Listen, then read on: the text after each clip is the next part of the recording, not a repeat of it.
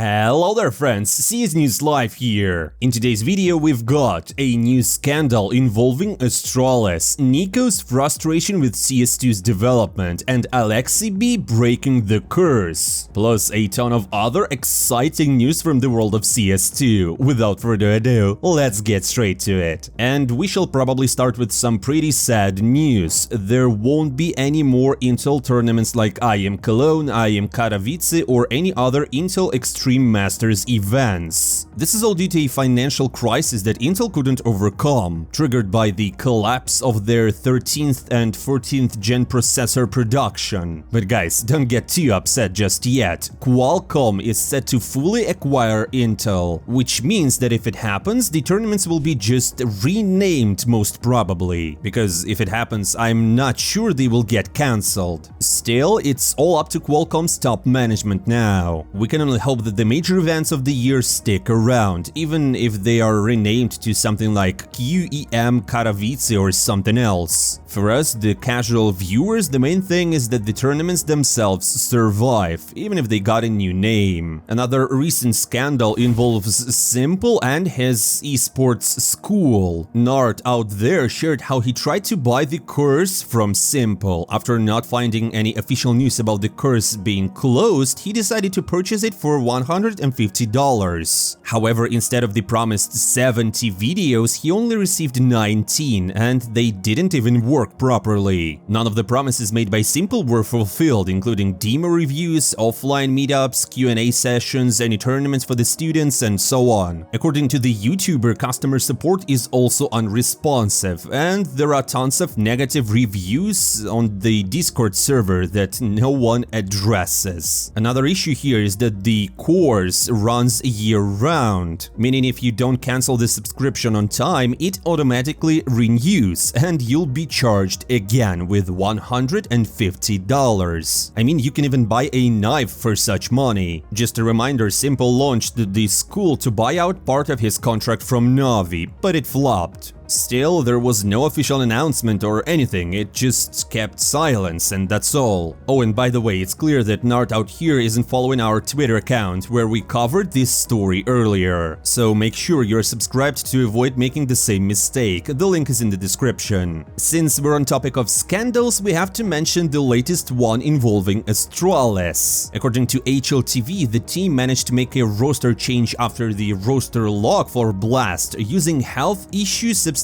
role. The interesting part here, well, Bro's agent confirmed that the player is completely fine and not ill at all. Blast responded to the criticism, saying that they can't disclose additional details about the substitution. What's even more intriguing is that Astralis has done something like this before. This sparked a lot of outrage, with Yang being one of the most vocal critics. He claimed that Astralis, being a Danish org, managed to negotiate with the Danish tournament organizer, while FaZe, who wanted to replace Rain due to his wife giving birth, couldn't get the same deal, even though Config was present with the team on Media Day. Yeah, and they were still denied the substitution. The biggest issue here is that this tournament awards Valve ranking points, and a lot of them, which could be crucial for the RMR seedings. So, my friends, what do we think about it? Personally, I tend to agree with Yang's theory. I mean, he's partially right. Let us know your thoughts in the comments below. Continuing on the topic of conflicts, let's not forget a little trash talk following the NaVi vs Spirit match. It all started with Dong's interview, where he said that NaVi was the most comfortable opponent. In response, Mauisnake advised the young player to be less formal and just say that NaVi will get destroyed, and that he will outshoot them solo. He even suggested going a bit more aggressive with the trash talk to really hype up the match. But what's honestly funny here is that after some of Maui's more controversial statements, he hasn't been invited back to analysis or commentary. He mostly does the YouTube and podcasts. And yeah, just a reminder, this is Maui's opinion, it doesn't have to be taken as fact. We're just sharing it. Recently, pro players have been sharing their opinions about CS2, and Niko is left disappointed. According to the Bosnian player, instead of taking 2 steps forward, the game took 1 big step back. He also pointed out that it's been about about a year with no significant improvements, yet bugs, anti-cheat issues and take rate problems still remain. Just a reminder, CS2 was officially released on the 27th of September last year, and since then there's been a ton of speculation about a new operation, updates and mechanics that never arrived. But, well, we're here, we're still waiting because we love the game, just Valve, please do something. Loba, by the way, shared a similar opinion, saying that Valve really needs to focus on improving their anti-cheat. According to him, it seems like the developers might not even know that 80% of the Premier Mode players are cheaters, and people are just farming more and more cases using bots. And even workshop creators are farming their ratings with the help of bots. The saddest part is that Valve used to deal with these issues before, but now they seem to have just given up, doing nothing about the bots. We had like the ban waves and all that, but now nothing. Instead, for some reason, Valve mostly banned people for using things like SnapTap. So for now, the complaints against the game and its developers remain short and to the point. Now let's get to the most exciting part, the final matches of the EPL. In the first semi-final, MIBR faced off against Eternal Fire. Before the match, Thorin predicted that MIBR should win this matchup, but let's see what actually happened. I mean, Thorin, bruh. Like, do you actually even watch CS? Okay, it all kicked off on Nuke, MIBR's pick. Right from the first round, MIBR came out strong, with Insani clutching a quadro kill to win the pistol round on his own. They followed that up by winning the force buy and even the first full buy. However, once the Turkish team had enough money to get their full buys, they just dominated, taking 9 rounds in a row and securing a triple lead by the end of the first half.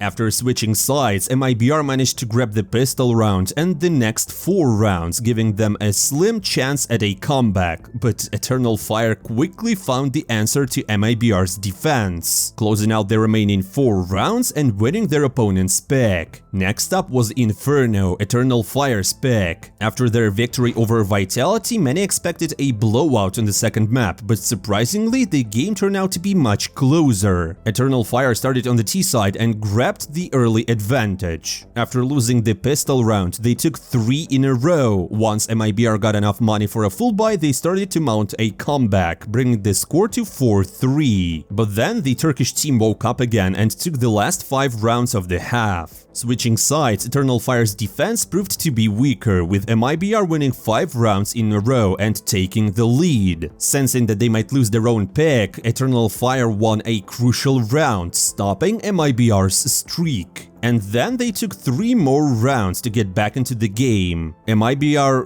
really tried to fight back, winning 2 rounds in a row, but Eternal Fire responded. They got 2 of their own and closed the map and the series, sending the Brazilians home and moving on to the final.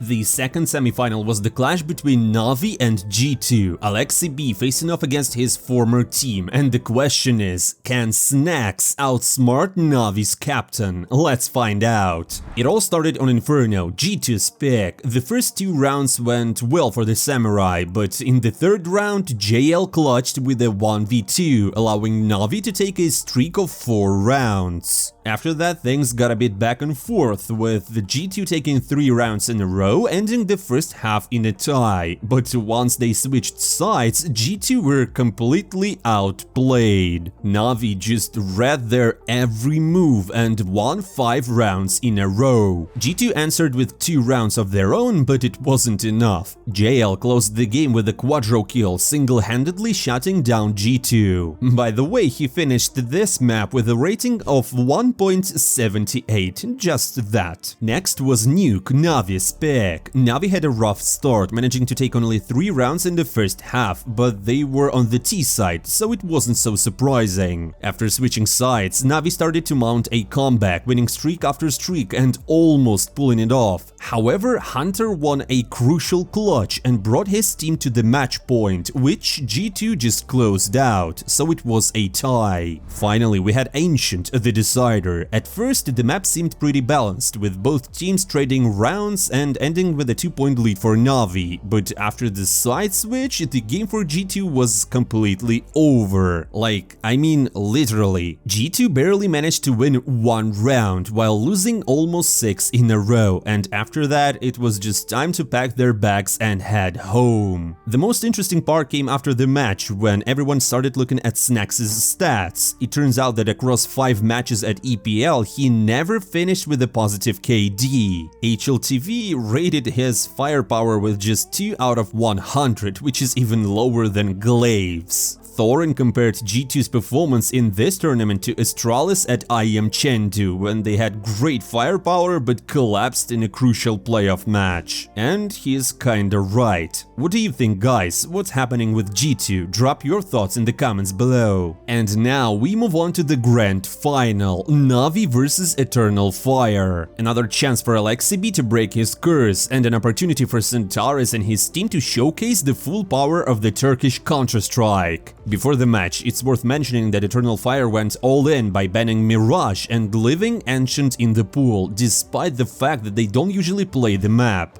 Now onto the match itself. It all kicked off on Nuke, NaVi spec. The game started off evenly. After a bit of early domination by the Turks, NaVi answered back with 3 full buy rounds, followed by a back and forth, which ended with Eternal Fire taking 3 rounds in a row. After the side switch, Eternal Fire continued with their winning streak, taking 4 more rounds. But then, Wonderful took matters into his own hands, pulling off an ace and a clutch of 1v3. It was absolutely insane and simply wonderful. This could have turned the game around, and NaVi did manage to win a 3-round streak, but they collapsed once again and lost their own map pick, which was kinda surprising. Next up was Anubis, Eternal Fire's pick. NaVi started on the T side and easily established early dominance. At one point, the score was 6-1, and Ime made it even worse for the Turks by clutching a 1v4.